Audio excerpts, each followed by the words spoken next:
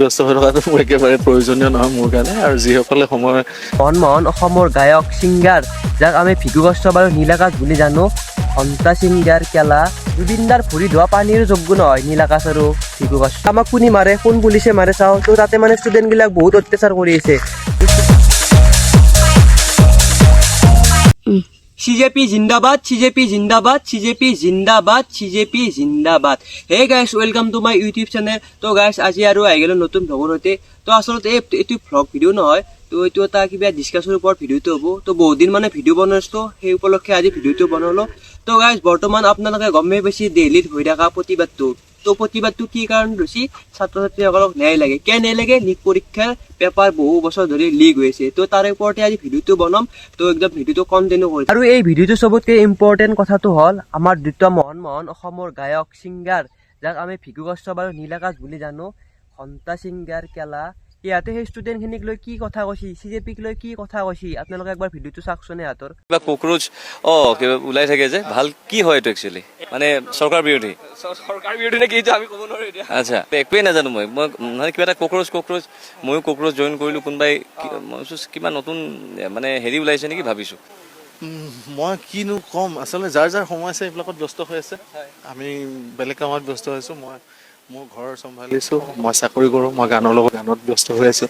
গতিকে কক্ৰোচৰ লগত ব্যস্ত হৈ থকাটো মোৰ একেবাৰে প্ৰয়োজনীয় নহয় মোৰ কাৰণে। আৰু যিসকলে সময় এইবিলাকত তেওঁলোকে নিজেই গম পাব আচলতে। আৰু গাইজ, পুলিচ গিলাখনৰ কাম হৈছে মানুহক ৰক্ষা কৰা, ষ্টুডেণ্ট গিলাখনক ৰক্ষা কৰা।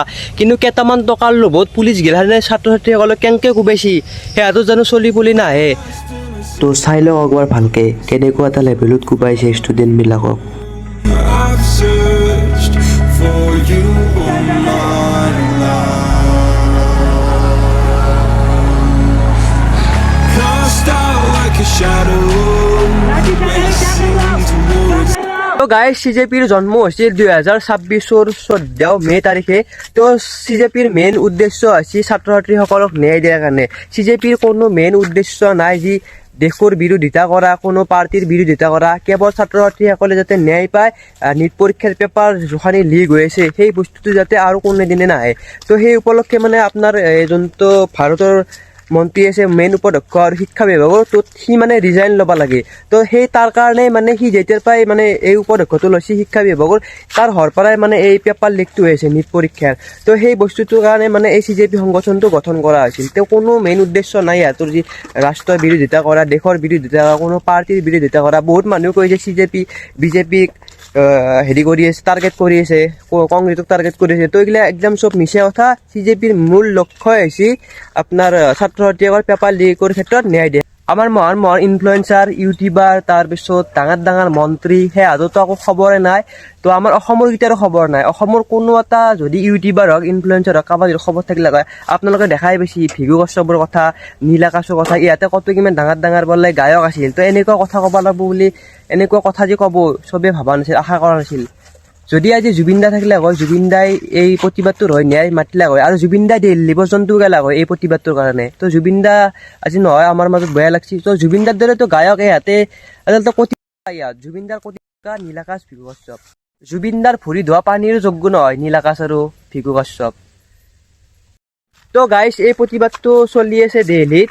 তো দিল্লীত মানে আজিৰ পৰা 1 মাহ মানে হ'ল এই প্ৰতিবাদটো চলি আছে। তো বৰ্তমান মই যোৱা নাই। তো ময়ো যোৱাৰ কথা ভাবছোঁ ৰ'ব 29 তাৰিখে।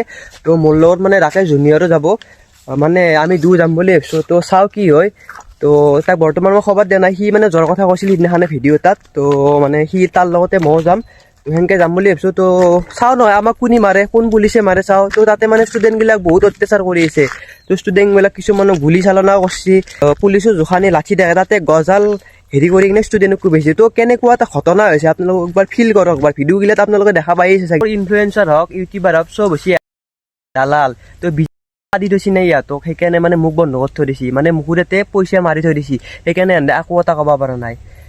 আৰু চৰকাৰক এটাই অনুৰোধ, ষ্টুডেণ্টখিনি জোখানি ন্যায় বিচাৰি আছে পেপাৰ লিকৰ ক্ষেত্ৰত, সেইখিনি যাতে আপোনালোকে সোনকালে চল্ভ কৰে আৰু। গাইজ, ভিডিঅ'টো ইমান মানে আছিল, ভিডিঅ'টো অলপ কম সময়তে বনালোঁ। তো জোখানি কথা কৈছোঁ, সেইখিনি কথা একদম সত্য কথা।